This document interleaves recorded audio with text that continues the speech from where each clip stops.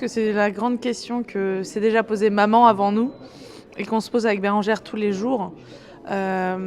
Comment allier la tradition et l'innovation? C'est le maître mot déjà de mon père à l'époque.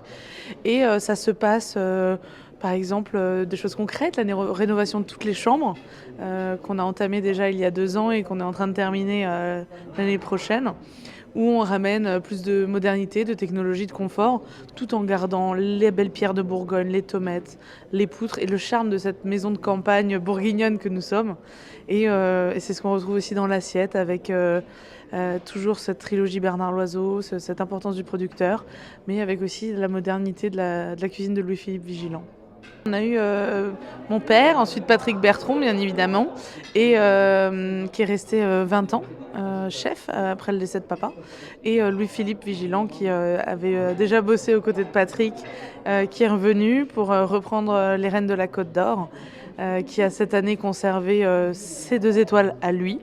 L'année dernière était son année complète de chef seul à la barre du navire. Et Louis-Philippe qui a une cuisine absolument gourmande, belle, merveilleuse et qui amène aussi un beau vent de jeunesse. Cette année, on a toute une série d'événements, beaucoup de 4 mains. On va chez certains anciens de la maison, à Luxembourg, on va à l'hôtel de ville de Crissier. On a des maisons qui sont venues et qui vont venir, comme Marcel Ravin, comme la maison Guérard également. On aura aussi des événements à Tokyo. Moi, je décolle après-demain, très exactement.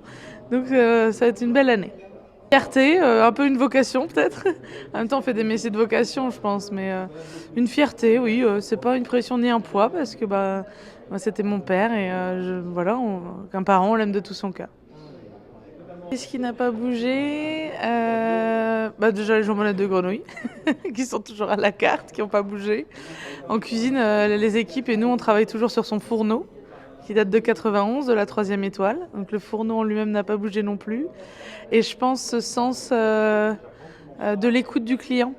C'est vrai que c'est ce qui a forgé sa cuisine finalement, à lui, et qui a toujours été très important pour nous. Et ce sens de l'accueil, une maison de famille. C'est important, les gens ils viennent. Certains nous disent on a l'impression d'être dans notre maison de vacances et c'est un peu ça, c'est ce côté convivial, élégant, chic certes, mais pas guindé, convivial et on peut venir juste passer un bon moment. Qui n'est pas évidente parce que mon papa est parti, j'avais 6 ans et demi, donc on n'a jamais travaillé ensemble, on n'a jamais eu de transmission, on n'a pas eu le temps. Je pense que mon palais est conditionné au trio Loiseau. Moi, j'aime beaucoup des assiettes simples, épurées. Ce côté 3 produits, pas plus, me plaît beaucoup parce que moi-même, j'ai tendance sinon à vite me perdre ou à pas comprendre, en tout cas, un plat qui m'est présenté quand c'est un peu trop compliqué. Je sais pas, cette générosité, je sais pas. Disons que je m'en rends compte plus au travers du regard des gens qui l'ont connu. C'est plus que moi-même. Donc, c'est le côté un peu franc-parler, le sourire, la gourmandise. Tu lui ressembles. Ouais.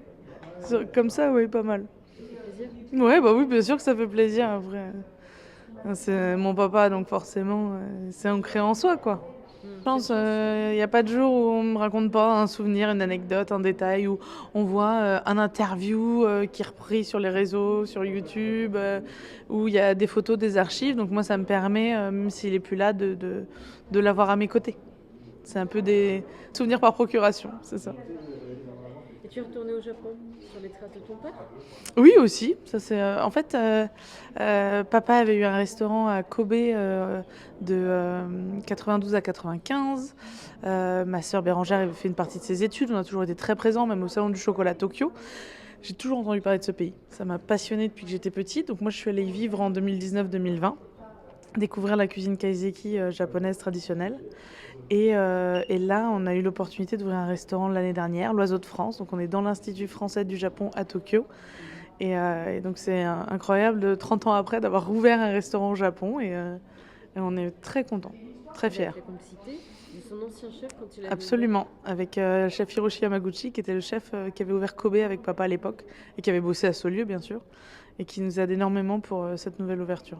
Aujourd'hui encore, il continue à rassembler des gens que lui, il a aimés et qui continuent à se rassembler en son nom. Exactement. Je pense que c'était cette gentillesse et ce naturel qui faisait que les gens l'aimaient et puis on s'aime à travers lui.